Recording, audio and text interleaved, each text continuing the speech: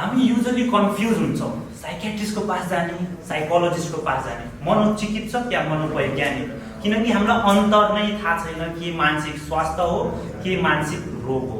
मानसिक रोग अरू नै रोग जस्तै डायबिटिज सुगर थाइरोइड प्रब्लम क्यान्सरहरू जस्तै नै एउटा प्रब्लम हो जसको इलाज छ हैन। अनि यसको इलाज कसरी छ भन्दा मेडिकेसन दबाई प्लस थेरापिज जो मनोवैज्ञानिकहरूले दिन्छ।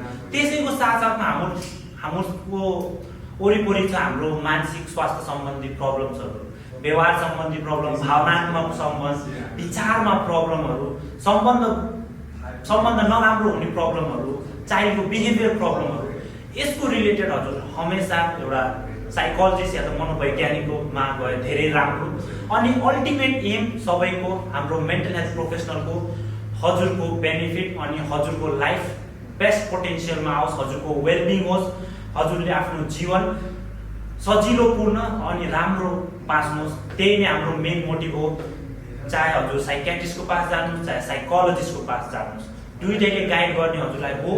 तर मानसिक स्वास्थ्य सम्बन्धी समस्याहरू थेरापिज र मेडिकेसन दुवैले नै ठिक हुन्छ। तर सबैभन्दा पहिला हजुरले मन बनाउनु पर्यो कि मलाई हेल्पको निड छ अनि म हेल्प सिक गर्छु अनि त्यसपछि नै सुरुवात हुन्छ हजुरको एउटा सुन्दर भविष्यको।